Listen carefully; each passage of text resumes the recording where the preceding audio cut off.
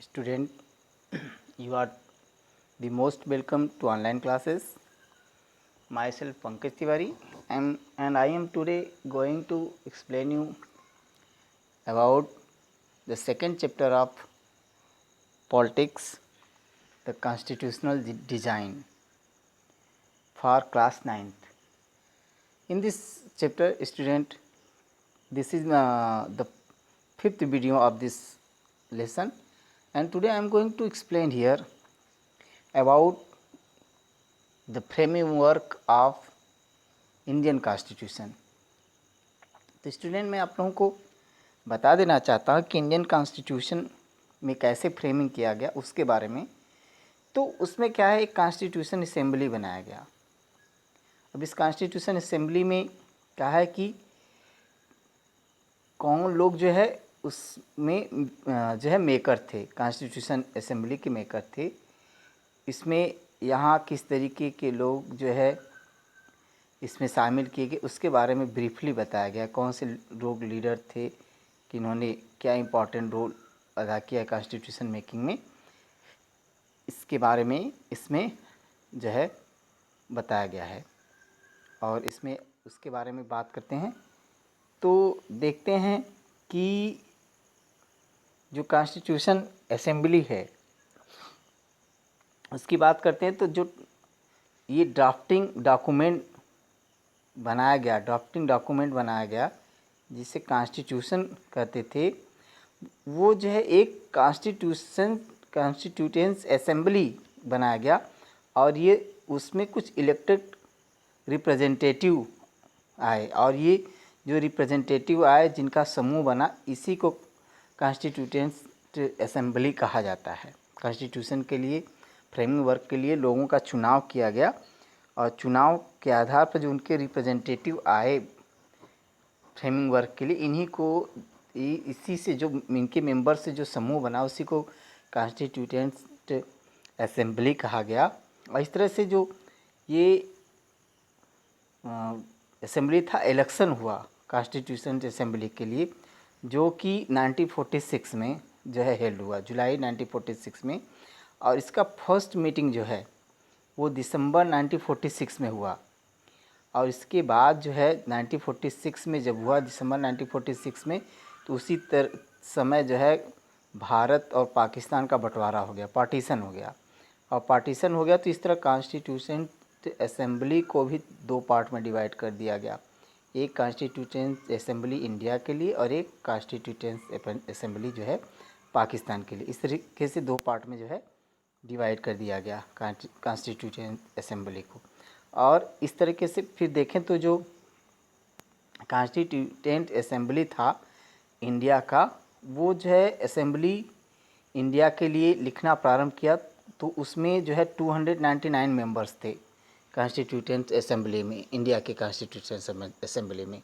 और इस तरह से देखा जाए तो ये जो कॉन्स्टिट्यूटेंट असेंबली था उसने जो है अपना कॉन्स्टिट्यूशन 26 नवंबर 1949 को ही प्रिपेयर कर लिया।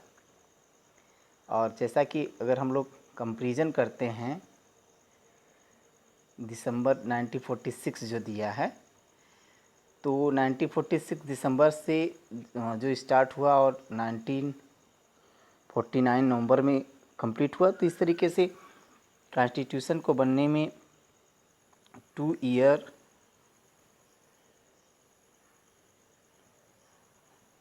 11 मंथ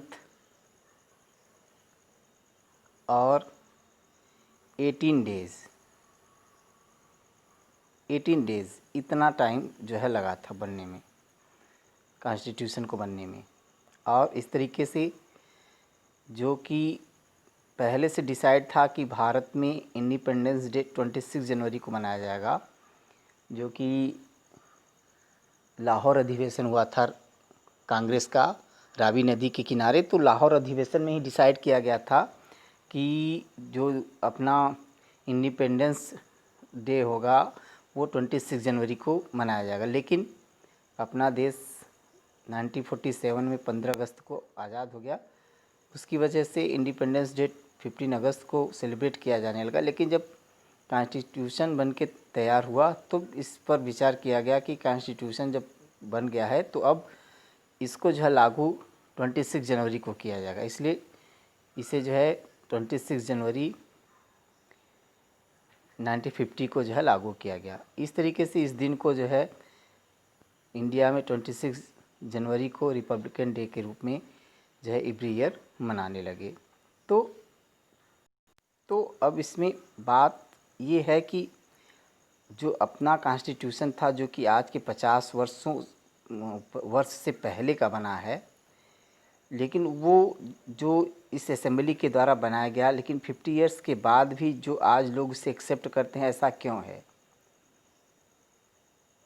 तो हम लोग इसको जो है नोटेट करते हैं तो देखते हैं कि कॉन्स्टिट्यूशन जो है, जो व्यू इसमें रिफ्लेक्ट होता है वो केवल मेंबर्स का जो है इन ओनली व्यू नहीं था। जो उसके कॉन्स्टिट्यूटेंट असेंबली के जो मेंबर्स थे, केवल उन्हीं का व्यू उसमें नहीं था, बल्कि ये उनका एक तरीके से रिप्रेजेंटेशन ही था, जो कि ब्रॉड वेट में देखा जाए तो आम सहमति था, लोगों की सहमति था, जो कि उनके अपने रिप्रेजेंटेटिव के द्वारा जो है वो कॉन्स्टिट्यूशन असेंबली में, कॉन्स्टिट्यूटेंट्स असेंबली में गया।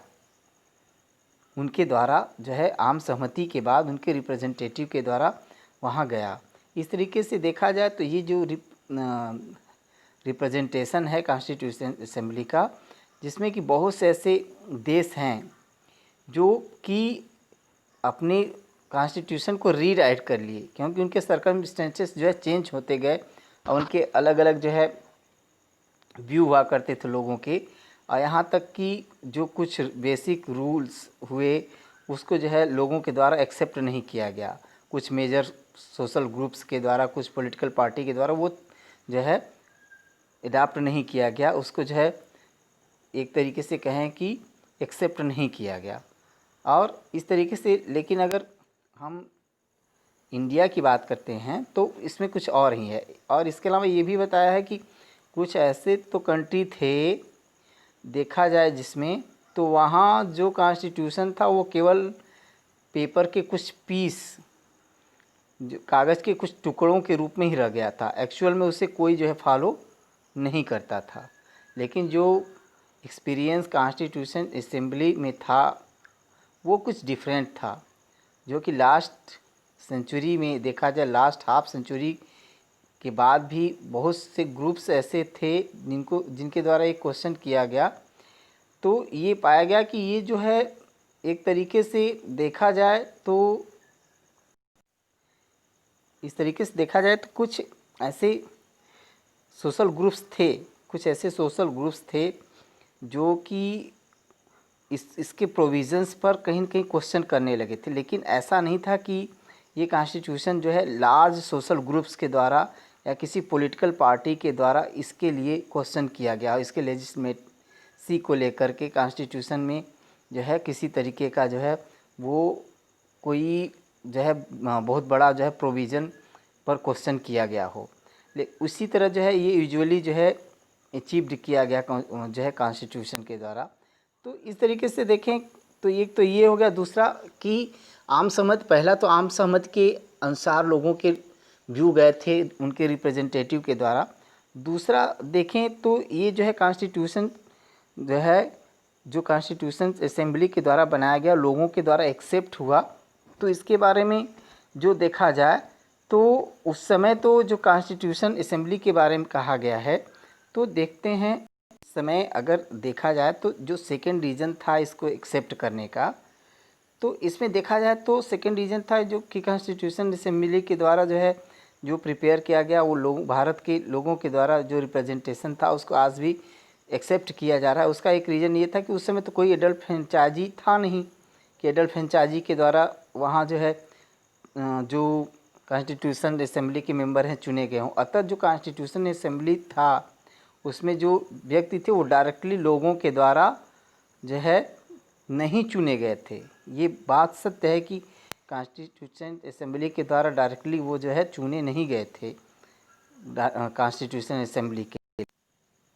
लेकिन अगर हम देखें तो जो ये इलेक्टेड मेंबर्स थे वो प्रोविंशियल लेजिस्लेचर में वो पहले जो इसमें जो है उसके मेंबर्स को जो है जो मेंशन किया गया है ऊपर, उनको ये था कि उनको अलग अलग ज्योग्राफिकल एरिया देखा जाए तो जो मेंबर्स थे वो कंट्री के अलग अलग पार्ट से बिलोंग करने वाले थे।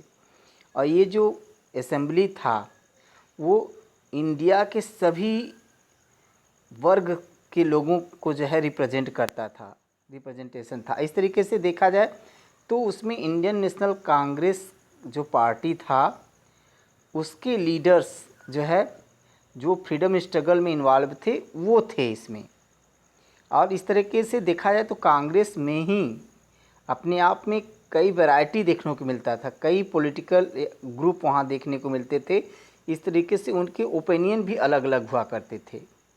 इस तरीके से देखा जाए तो जो असेंबली में कई मेंबर्स थे वो जो है कांग्रेस के कुछ व्यू को लेकर के उस पर एग्री नहीं थे। इसी तरीके से कई ऐसे सोशल टर्म हुआ करते थे जो कि असेंबली में रिप्रेजेंटेशन होता था उनका, वो मेंबर के रूप में थे, जो कई भाषा, कई जाति, क्लास, रिलीजन और ऑक्यूपेशन से जो है वो बिलोंग करने वाले थे। उनका जो है ऑक्यूपेशन अलग था, उनकी क्लासेस, कहने का मतलब वैरायटी ऑफ क्लासेस को बिलोंग करने वाले थे। इस तरीके से देखा जाए तो कॉन्स्टिट्यूशन असेंबली जो था वो तो एडल्फ फ्रेंचाइजी के द्वारा चुना गया था, लेकिन इसका कंपोजिशन जो था वो कहा है कि ये जो है इलेक्टेड यूनिवर्सल फ्रेंचाइजी के द्वारा तो जो है चुना गया था। It composition would not have been quite difference, लेकिन इसका जो कंपोजिशन था वो कहीं अलग नहीं था। अंत में देखा गया कि इस तरीके से कॉन्स्टिट्यूशन जो बना उसमें देखा जाए तो कॉन्स्टिट्यूशन असेंबली के द्वारा जो वर्क किया जाता था वो सेंसिटिविटी के साथ किया जाता था कॉन्स्टिट्यूशन के लिए। और जो कॉन्स्टिट्यूशन असेंबली बना वो सिस्टमेटिक तरीके से जो है कॉन्स्टिट्यूशन को जो है एक मैनर में एक कॉन्स्टिट्यूशनल या आम सहमति वाले तथ्य पर जो है काम करता था। और इस तरीके से देखें तो जो ये जो इसके प्रिंसिपल बताया गया है कि आम सहमति के आधार पर किया जाता था और लोग उस आम सहमति पर पहले एग्री होते थे, सहमत होते थे। फिर कहा है कि इस मुद्दे को जो आम सहमति जिस पर बन जाता था वो फिर आम सहमति जिस पर बन जाता था उसको जो है फिर ले जाया जाता था ड्राफ्टिंग के लिए। और ये ड्राफ्टिंग कमेटी के चेयरमैन बी.आर. अम्बेडकर हुआ करते थे, फिर उनको दिया जाता था। वो इसको ड्राफ्ट करते थे, कॉन्स्टिट्यूशन को ड्राफ्ट करते थे। और ड्राफ्ट करने के पहले इस पर भी क्या किया जाता था, डिस्कशन किया जाता था। डिस्कशन किया जाता था फिर जो है से ड्राफ्ट किया जाता। कहा गया है कि इसमें कई राउंड इस तरीके का डिस्कशन किया जाता था। इसके बाद तब जा कर के ये कॉन्स्टिट्यूशन में ड्राफ्ट होने के लिए तैयार होता था, क्योंकि इसमें कई खंड हुआ करते तो सभी खंडों में अलग अलग उस पर वाद प्रतिवाद हुआ करता था, डिस्कशन हुआ करता था। इसके बाद तब जा कर के जो है वो तैयार होता था। कभी कभी क्या इसके लिए 2000 से ज़्यादा जो है अमेंडमेंट हुए।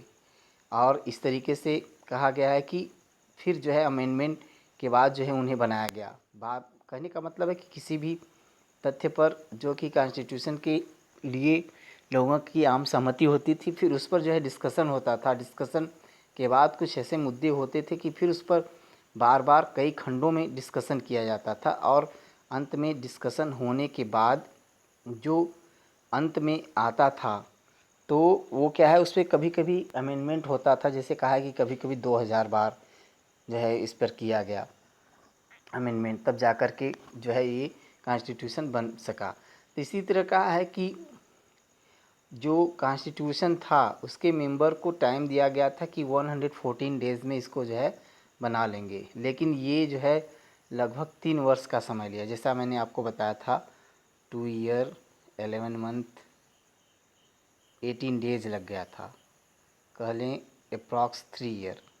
तो इस तरीके से देखें तो ये जो डॉक्यूमेंट है वो एक तरीके से कॉन्स्टिट्यूशन असेंबली के द्वारा जो है स्पोकन है, वर्ड को स्पोकन है और रिकॉर्डेड है, प्रिजर्व किया गया है। और ये जो प्रिजर्व किया गया है उसी को कॉन्स्टिट्यूशन असेंबली के डिबेट्स कहा जाता है। और इस तरह कहा है कि इसे प्रिंटेड डिबेट्स को जो है अगर 12 बल्कि वॉल्यूम जो है हैं, उसके 12 बल्कि वॉल्यूम मतलब बड़े बड़े 12 भाग में इसको किया गया है। इस तरह कहा है कि ये डिबेट जब रेशनल हो जाते थे तो इस पर प्रोविज़न जो था कॉन्स्टिट्यूशन का, इसके लिए क्या है इंटरप्रीट किया जाता था और इसकी मीनिंग कॉन्स्टिट्यूशन के द्वारा जो है की जाती थी। कहने का मतलब कि कोई जब भारी मात्रा में कोई व्यू आता था तो डिस्कशन के लिए कॉन्स्टिट्यूशन असेंबली का पूरा मीटिंग होता था और उसके तहत जो है इसके जो है प्रीटर होते थे, उसको इंटरप्रीट करते थे, उसकी व्याख्या करते थे और उसको भी जो है ड्राफ्ट किया जाता था। इस तरीके से स्टूडेंट आज के वीडियो में इतना ही। आने वाले वीडियो में इसके बचे हुए पार्ट को मुझे लगता है इसके आगे भी अभी मुझे 2 वीडियो देना पड़ेगा। उसके बाद जो है ये चैप्टर समाप्त हो जाएगा। आज के लिए इतना ही। That's all.